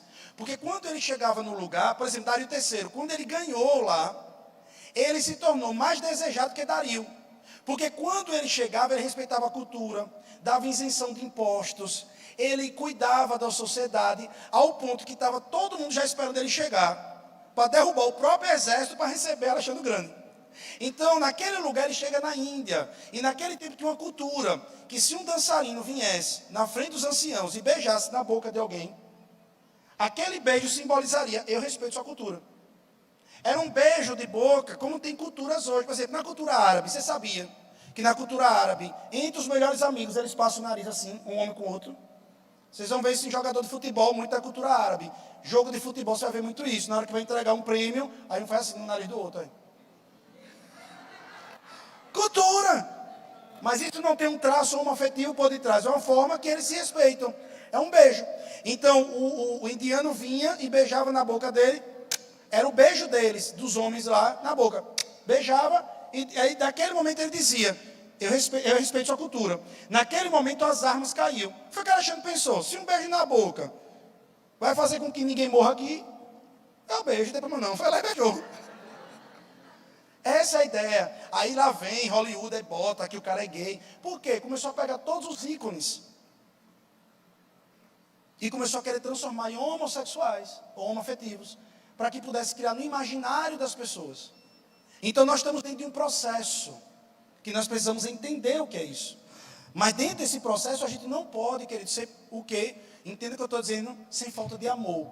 Nós não temos o direito como igreja de saber de tudo isso, entender essas coisas, e maltratar os homoafetivos. Não, eles são amados e eles têm que entrar na igreja. Eles têm que ser lavados pelo Evangelho e ser tratados pelo amor do Senhor. Eles vão ser tratados com graça, graça, graça, para depois vir a verdade. Nós não devemos corrigir ninguém, falar mal de ninguém, como eu já disse para você. Muitos homoafetivos têm muito mais comportamento de crente que muito crente. Aqui uma coisa que eu queria mostrar para vocês bem rapidinho, que se chama neurônio espelho. A espécie que mais tem neurônio espelho é o ser humano. Neurônio espelho é a capacidade de gerar empatia. Está aqui, outro mamífero, que é o macaquinho. Ele está dando língua, ele vem da língua. Isso é uma experiência científica. Por que ele deu língua? Correspondência, chama neurônio espelho. Então, esse espelhamento, está lá, ali é um experimento científico também. A criança ela vai correspondendo. Ana Rosa mesmo repete tudo que a gente faz. Por que ela repete tudo que a gente faz? Porque ela tem uma empatia conosco. Quem mais ela repete? Eu, Sofia e a mãe. Porque ela tem mais empatia conosco, nós três. Por causa do quê? Costume. Repare que eu estou tentando explicar para vocês nessa manhã. O costume desperta neurônio espelho, que desperta comportamento.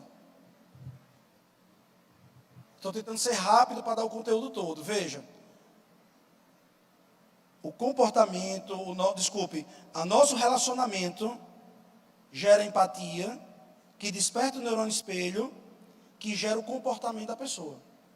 Esse comportamento é uma resposta de um relacionamento que tem com aquela pessoa lá de cima, que foi espelhado por causa de uma empatia. Quantos de nós, por exemplo, começamos a gostar de uma matéria no colégio, não pela matéria, mas por causa do professor? Quantas pessoas fizeram faculdade? Não, eu quero ser professor de química. Mas, na verdade, você não gostou de química primeiro, você gostou do professor. Foi o professor que gerou empatia em você. Vamos bater uma real aqui, bora? Me ame, não jogue pé de mim não, tá certo? Por favor, não jogue pé, não, mas me ame de verdade.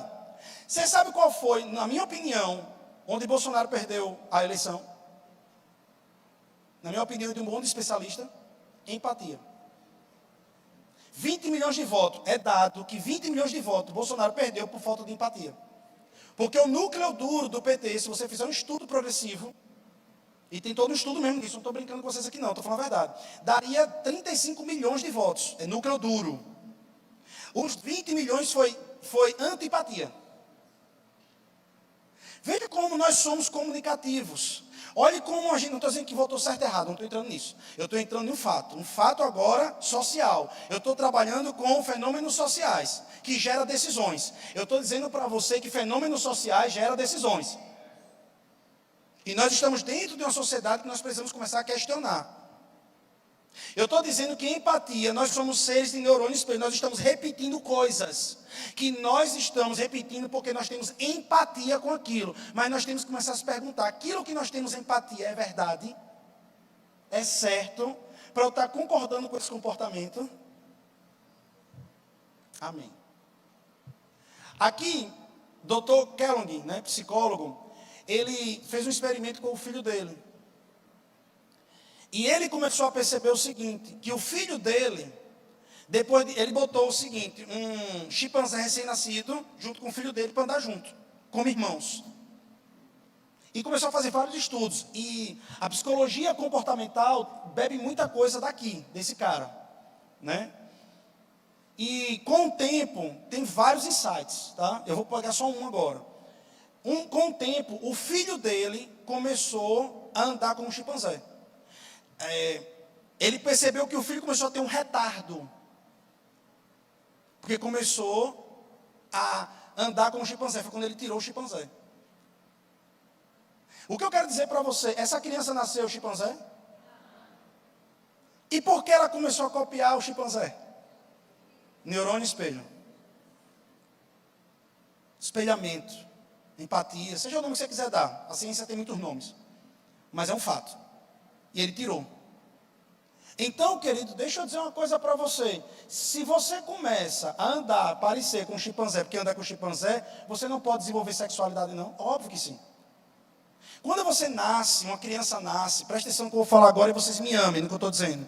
Quando a criança nasce, ela não nasce gay, ela não nasce hétero, ela não nasce bissexual, fluido. Ela nasce criança. Imagine que essa criança nascesse, presta atenção no que eu estou falando nessa manhã. Eu estou contando um caso. Vamos supor que aqui fosse uma criança. Ela nasceu numa tribo que só tem homossexuais, homoafetivos.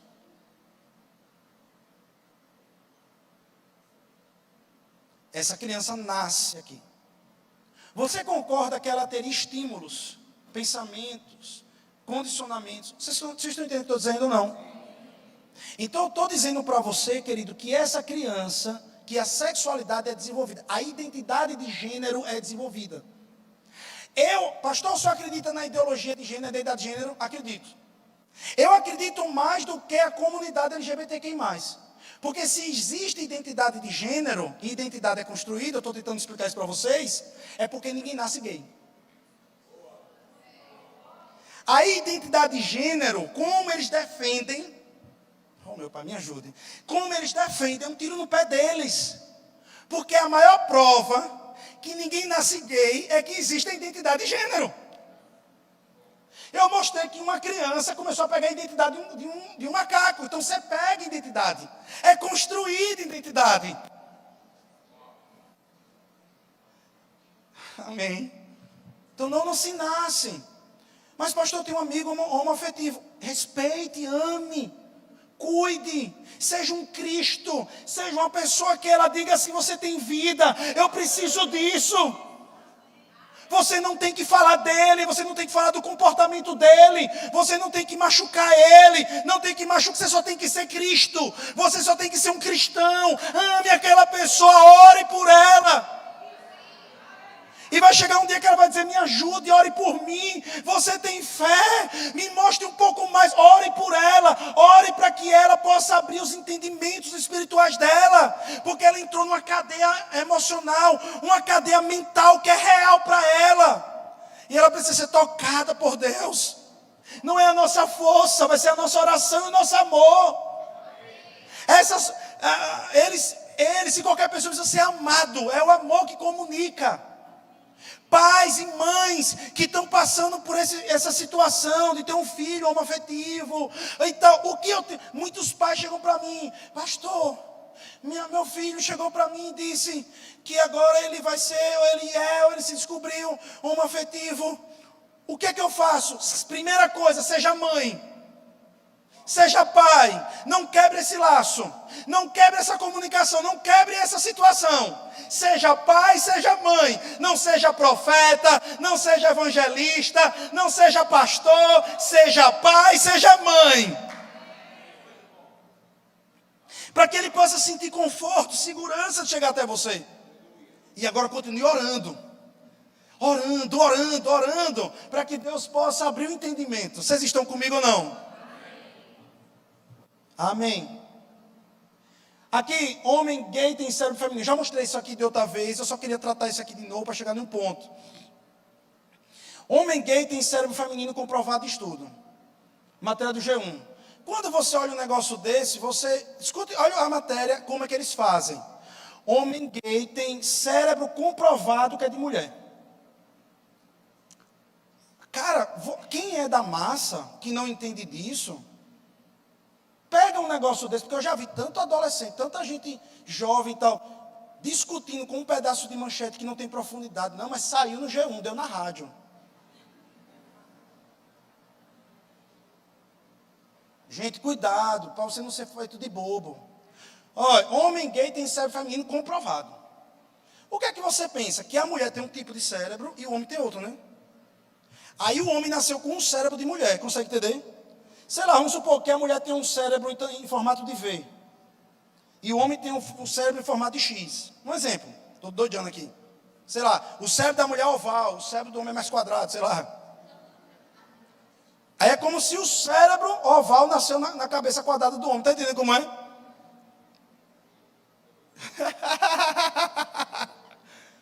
Mas quem entende de neurociência sabe que não tem diferença nesse sentido. Só tem um pouquinho de bilhões, a mulher só tem um pouquinho de bilhões de neurônios a mais. Mas a questão é, o que vocês estão fazendo com esses bilhões a mais? Vocês estão usando ou não estão usando? Diga, é para ter paciência com os homens, né? Esses 8 bilhões a mais é para ter paciência com os homens, né? Eu estou usando todo, pastor, para ter paciência com meu marido, né? Não, o que é que aconteceu? Ele percebeu, repare a onda, viu? Que o cérebro de um homem, repare só que coisa linda aqui, ó. Aí você pode ler depois essa matéria, tá bom, gente? O cérebro é igual. Ó, o cérebro da mulher. Olha que coisa massa.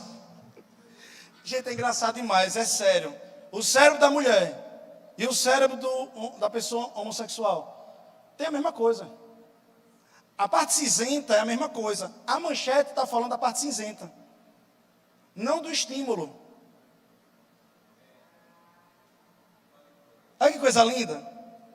Na verdade, essa matéria deveria ser diferente.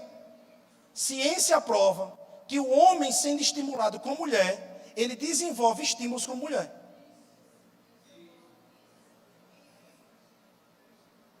Devia ser diferente. Porque ele falando isso, ele iria honrar uma mulher, uma estudiosa, ela partiu já partiu, né? Uma estudiosa de Torá, que ela foi uma das principais que descobriram uma coisa chamada neuroplasticidade, ou plasticidade neural. Ela descobriu que o cérebro do ser humano, ele pode ser estimulado de todas as formas, e que todo o cérebro nasce zerado. E que o cérebro, ele é construído, os estímulos nele é construído. E se existe uma parte do cérebro da sexualidade, ele também é desenvolvido. E o nome disso é neuroplasticidade ou plasticidade neural. E isso a PUC já estudava e está aí, desvendando a plasticidade neural. E foi ela uma das pesquisadoras no mundo que descobriu, tá certo? E ela fez estudos, está aqui, ó, na Universidade de Berkeley, nos Estados Unidos, também tem de Harvard. Ela estudou com um monte de gente, essa mulher partiu já, mas ela é extraordinária. Eu esqueci agora só o nome dela, gente, me perdoem. Muita coisa na minha cabeça, mas eu esqueci o nome dela, mas eu posso lhe dar depois o nome dela, tá certo? Ok, e eu queria mostrar para vocês que o mapa do desejo. Tudo isso daí são pontos erógenos, ou pontos tocáveis, ou pontos de estímulo no ser humano e na mulher. O que você estimular vai acontecer. Tem gente que, por exemplo, olha, rapaz, olha, repare só, eu tenho hipersensibilidade nos pés. Se eu topo, se alguém, a galera sabe aí, se topar no meu pé, eu pulo no teto e furo o teto. Quer perder minha amizade? Quer ver o pastor com raiva de verdade se topar no meu pé? Ninguém pode topar no meu pé. Uma vez Dani, presta atenção nisso, uma vez Dani não sabia disso, eu estava com a minha mãe, eu deitado com a minha mãe, Dani veio por detrás, pegou no meu pé, sem querer, gente, eu perdoe, verdade. Eu fiz assim, eu acertei um chute nela, que ela ficou tonta, Dani. Eu namorando com Dani, gente. Eu tenho hipersensibilidade, minha mãe também tinha. É hiper mesmo, eu não consigo nem andar no chão. O pessoal diz, o pastor é fresco, não consegue andar no chão. Não, que é muita sensibilidade no pé, tá entendendo como é? E aí o que é que acontece? Às vezes, por exemplo, para tomar banho de rio, eu pego um tênis velho para entrar no rio, por causa das pedras, essas coisas. Eu tenho hipersensibilidade. Então, mas tem gente que diz assim, não, se pegar no meu pé...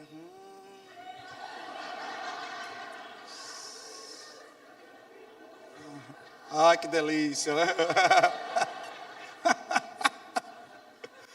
Tem gente que é assim, eu já vi gente dizendo, meu irmão, quer me deixar doido, pegue no meu pé. Alguém já ouviu isso? Alguém sente isso?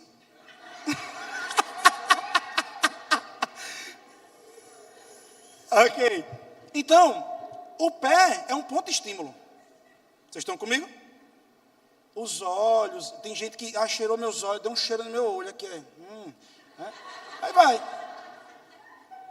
Pastor, é real? É real. Se topar, mexer, vai ter ponto erógeno. Vai estimular, vai ter sim, porque tem nervos.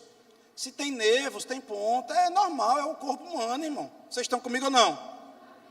Gente, tem gente que desenvolve um jeito de ter orgasmo apanhando.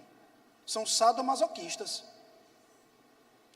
Não, você não está entendendo isso. Eu não estou comparando homoafetivo com sadomasoquismo, não estou falando isso, mas eu estou dizendo que o cérebro cria. O cérebro, ele abre um gatilho para gerar o gozo. E tem pessoas que conseguiram fazer isso através da pancada. Vocês estão entendendo? Porque tem pessoas que vão dizer assim, não, eu sou homoafetivo por quê? Porque eu só gosto de fazer daquele jeito. E eu estou tentando explicar que o gostar é desenvolvido. Se for estimulado, se tiver uma atração e uma empatia. Como aquela jornalista que teve uma empatia. Vocês estão comigo ou não? Amém ou não? Amém. Aqui é outro caso. O Willen, num dia desse, numa reunião aqui de membresia, ele mostrou um vídeo. Mas aqui eu estou mostrando para vocês. Veja, aqui são casos, essa moça ainda vive até hoje, ela. São mais de 30 casos, que foram crianças, principalmente na Índia, naquela região de lá, que foram abandonadas. Os pais abandonaram e deixaram se criar por animais. Eles desenvolveram a sexualidade do animal, a personalidade do animal e o jeito de andar como animal. Essa moça, ela hoje cuida dos animais, do lugar que ela está hoje sendo cuidada, porque ela entende que os animais é que é a família dela. Ela não conseguiu ainda sair disso. Ela consegue falar hoje, ela desenvolveu a fala, tudo, mas não consegue se desvencilhar dos animais. Uma cadeia mental. Então, querido, veja, eu estou falando que foi construído uma identidade. Vocês estão comigo ainda? Foi construído uma identidade. Então, o cérebro, querido, ele é muito poderoso. Tá bom? E aqui é um movimento. Por exemplo, ali é um movimento, pode parecer brincadeira, mas eu estou falando de um processo de também já banguela. Tá? Não pense que é brincadeira que eu vou falar agora, não. Existem milhares de transgatos. Aquele rapaz transgato quer trocar de documento. Aquele rapaz está num programa, num talk show ali. Ele está falando em nome da comunidade de transgatos. E ele está dizendo ali, nós queremos ter direito. E ele quer trocar o documento. E ele está dizendo, se Beltrano é fluido, se Beltrano é isso, se Beltrano é aquilo. E tem 360 e tantas já categorias. Por exemplo, na Alemanha tem 360 e tantas categorias. Por que não pode ter transgato? Eles se relacionam sexualmente como gatos, em comunidade. Pensam, cheiram, vivem como gato. Aqui, curioso caso de que diz a mulher cavalo. Mas no IAE, que é tem um programa lá de curiosidades, eu vi no IAE mostrando que existe uma comunidade de cerca de 3 milhões de pessoas que, agora, não sei se foi Discovery, foi IAE, foi nos dois, que mostrava que existe, mas vocês podem pesquisar também, vocês vão ver, de pessoas que são da comunidade de cavalos. Não sei se alguém já viu isso. Alguém já tinha visto essa reportagem, já tinha visto. No canal fechado passa muito. Amém? Vocês viram? E são milhares de pessoas que compram essas roupas. São roupas caras, de couro de cavalo. Aí eles entram numa baia, eles alugam uma fazenda para ficar a noite toda numa fazenda, andando como cavalo. E eles têm essa sexualização deles, a forma deles, o jeito deles, a identidade deles, o jeito deles se relacionar, de ser comunidade, da roupa, de tudo isso daí. Gente, eu estou falando para vocês, é uma coisa que é um fenômeno, que quando começa um processo, ele começa como uma onda.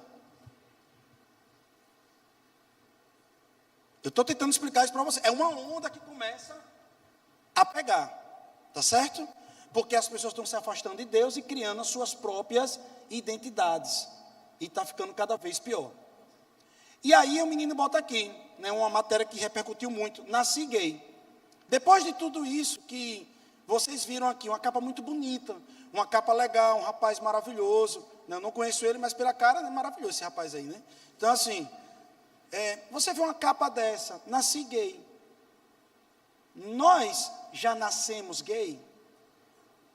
Nós nascemos hétero, nós nascemos macho e fêmea, porque Deus criou macho e fêmea, a biologia empurraria a pessoa para isso. Na verdade, eu estou quase finalizando, na verdade, ninguém nasce. Pastor, mas aquela criança, o menino que nasceu molinho, ele já nasceu, se tinha, por exemplo, Barbie Ken, se bem que Ken não é muita coisa assim, né? Vamos lá,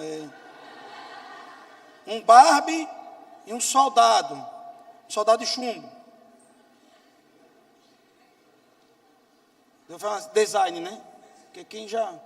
Aí, Quem é que a criança pegava? Sempre pegava a boneca. Pastor, meu primo, já de nascença, negócio de 8 meses, já corria para a boneca. Só queria a boneca. Não queria saber de futebol, só queria saber de pintura. Ele nasceu gay ou não nasceu? Não. Ele nasceu sinestésico, repare só. Ele nasceu sinestésico, mais sensível.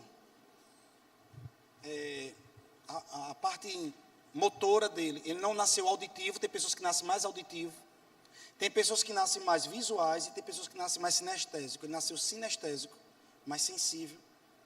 Aí você vai entrar na questão de Freud, né? Oral, nasal, anal, oral, né? Aquelas fases. Então ele vai demorar mais tempo em algumas fases, e você tem que ter cuidado com isso, aí sim. E aí o que é que acontece? Ele também pode ter nascido associado com o perfil comportamental dele ao belo. Então ele pode nascer com, que é real, são 10, se não me falha a memória, são 10, são quantos? Os valores. A Helena estava aqui, né? Aquele lá, político, belo, está entendendo como é o perfil comportamental. Então, ele nasce com o perfil dele lá em cima no belo. Então, o shape do homem, em forma de design, é grotesco. Vocês estão conseguindo me ouvir? Me entender? Em termos de design, o shape do homem é feio. Não é porque eu sou homem não que estou dizendo que é feio, não, é porque é feio mesmo. É grotesco. E o shape da mulher é bonito, é curvas, é liso, né? Só tem cabelo na cabeça, aquela coisa. Então, o shape da mulher é mais bonito. Então, para você que nasce com uma força para o belo e já é sinestésico, você corre para a boneca. Mas eu tenho um pai que não entende isso. Aí o pai diz: não, meu filho, para ser homem tem que jogar bola, vamos jogar bola. Aí começa a forçar o menino. Porque se não jogar bola não é homem. Se jogar bola não é homem. Ora, se eu não gosto de jogar bola, eu não sou homem. Se eu não sou homem, quem me recebe? Vocês estão comigo? Geralmente essas pessoas são mais românticas.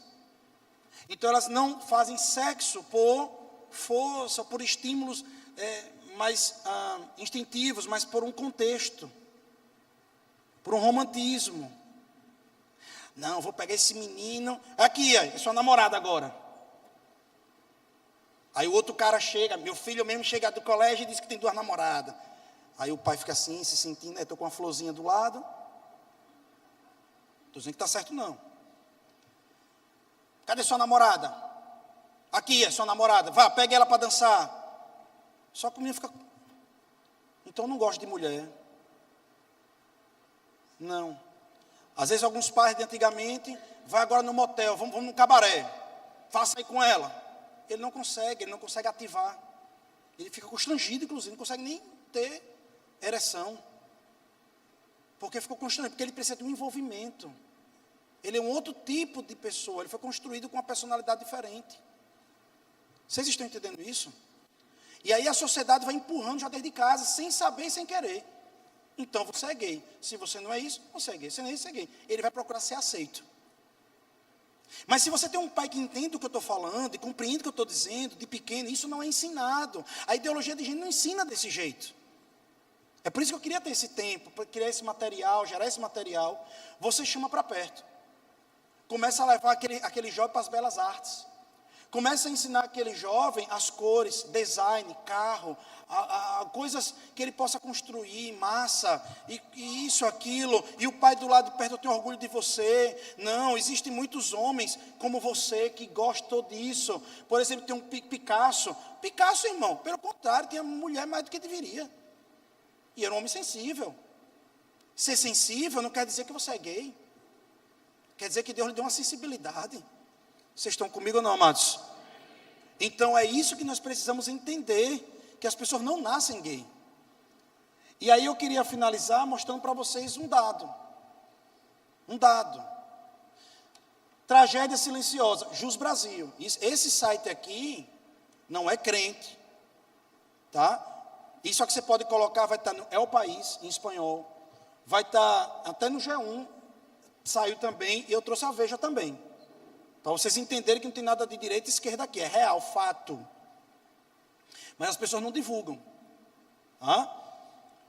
Tragédia silenciosa, pesquisa revela a epidemia